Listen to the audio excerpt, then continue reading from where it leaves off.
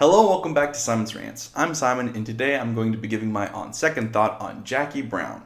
Now, this is your spoiler warning. In case you don't know anything about this movie, I am going to be going over the plot of the film, so if you don't want to spoil it, you should go watch it, come back, and we'll talk about it then. So Jackie Brown is a 1997 film. It was written and directed by Quentin Tarantino, which is his third film, and starring Pam Grier, Sam Jackson, and Robert Forster, as well as a few other people. So essentially, the plot of this film is you've got Pam Grier's character, Jackie Brown, who has previously worked with Sam Jackson's character, who is a gun dealer, and he's been in a lot of different trouble for a lot of different things, but essentially the cops are trying to use Jackie Brown's character to get to Sam Jackson's character, while Jackie Brown is trying to get the money and leave. And the first thing that stands out about this movie is it doesn't really necessarily feel like a Tarantino movie. In fact, a lot of people consider it one of his worst movies. It's not very popular, and I went into it thinking that it wouldn't be that good, but I came out of it honestly giving it between a 7 and a 7.5. Not as good as Pulp Fiction,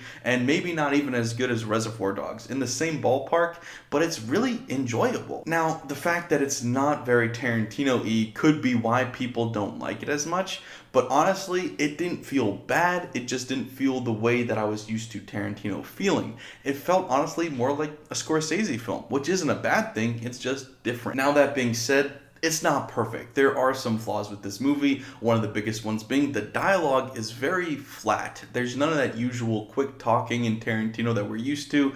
There's none of that humor. There's very little humor in this movie at all, and what there is of it doesn't always land, and there's just no interesting characters, except for Pam Grier does her best to portray an interesting character, but there's nobody else interesting in this movie. Normally in Tarantino movies, every character is interesting. You care about everybody, at least somewhat, and you're just interested in what quirks they have, the way they talk, what they're going to talk about, and in this, there's nothing like that. There's just a standard main character, bad guy, side character type scenario, and it's not the usual thing from Tarantino. Part of that could be that it's based off of a book, and so he wrote it more like that, but I do think that it was partially him trying to do something different and trying to be a maybe not more mature, but a more typical type director that maybe critics would enjoy more. Now, I don't think it was the right decision, but for this movie, it worked out okay, and as long as this was the only time he was doing it, I'm okay with it. It was a fine deviation for this film. Now, another problem I have with this movie is that we've got a few characters that just do things that don't quite make sense. And it's almost like we skim through certain things that we're expecting to happen so that we can just get the juicy meat of the plot. Like we've got Robert Forster's character falls in love on first sight with Pam Grier. And we're given no reason why. It's just, oh, there she is. I love her. I'll do anything for her. And then you assume, or at least I did, that she's leading him on because she has no reason to then fall in love with him back. We're given no indication other than the fact that she's seemingly leading him on that she would have feelings for him. But then at the end of the movie, she says, I wasn't leading you on, and they've got this weird romance that doesn't seem to make any sense and is simply there as a MacGuffin to help this plot move forward because he's the one who helps her get the money. And it just doesn't make sense to me, and it's awkward, but it's like put in there by Tarantino or the writer or whoever, almost like, yeah, of course, romance happens, and it just, blah, there it is. And it's like, it was so expected to happen that you didn't need to explain it, but I needed it explained. It didn't make sense. I had no idea why they seemed to like each other. She acted completely different around him than she did around all the other characters, so I assumed she was putting on a front, but apparently not. Overall, though, this was a very interesting plot and a very interesting story.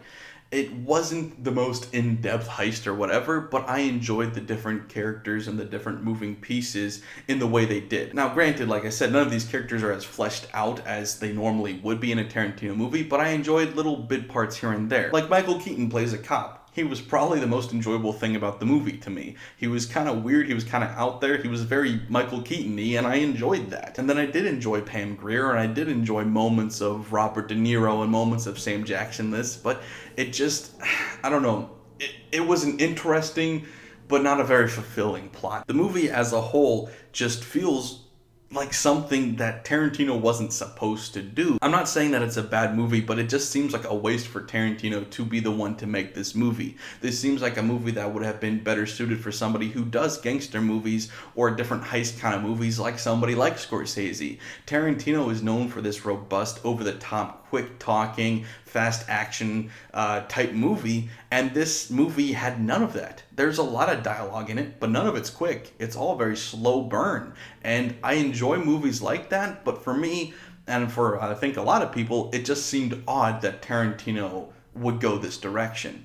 Now, he wasn't bad at it, but when you take out the defining features of everything that makes Tarantino great, it doesn't have the same feel to it. It's like asking Hitchcock to do something other than a noir. Or it would be like asking Scorsese to direct a Tarantino type movie. Something like Django Unchained or Inglourious Basterds. It would be completely different. I just don't know that Scorsese could do that.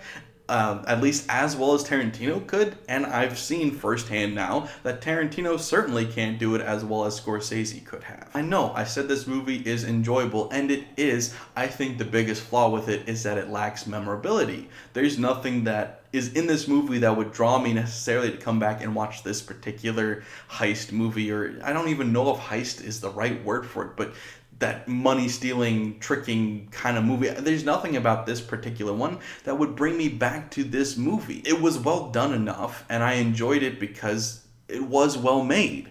But there's nothing specifically memorable about this one that will make me want to watch this one more than any other one, except for a couple of memorable moments from a couple of characters that were okay, such as I keep bringing up Pam Grier and Michael Keaton. Is this a bad movie? Definitely not. It's just nothing special either. So I don't think people should look down on it like, oh, this was Tarantino's big mistake, or this was a misstep by him. I don't think it was any of those. I think he wanted to try something, and he proved that he was capable of doing it. It just certainly isn't what he's great at, and it's certainly not something that he should continue to do a lot of.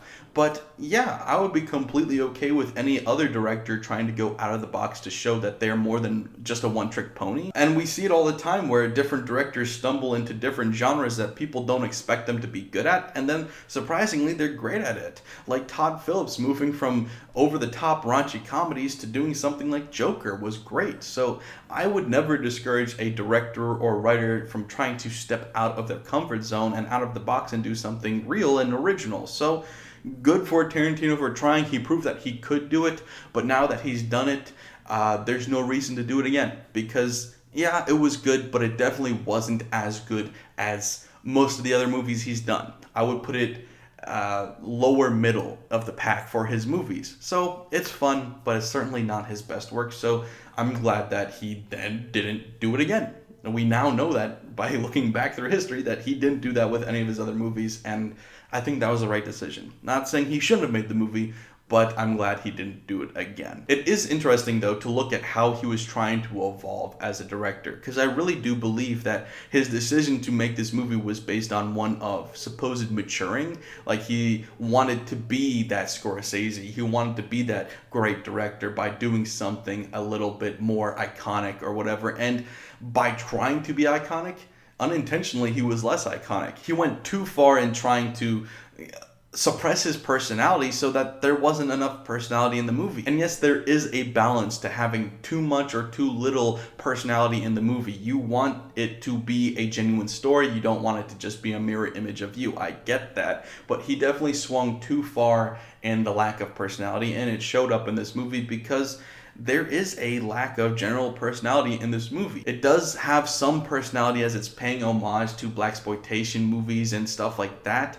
So there is some personality to it, but compared to the normal Tarantino movie, it's very flat. I respect the choice he was trying to make, and I think he and I would both agree that it wasn't the right decision for him to make movies like that. So you see in the following movies that he actually swings back the other way and goes full personality in movies like Kill Bill and Death Proof, and then comes back towards the middle in like Inglourious Basterds and Django Unchained and so on. So that's what I thought of the movie, but what did you guys think? Let me know in the comments below, and of course don't forget to like, share, and subscribe if you're new here. Thanks guys, bye.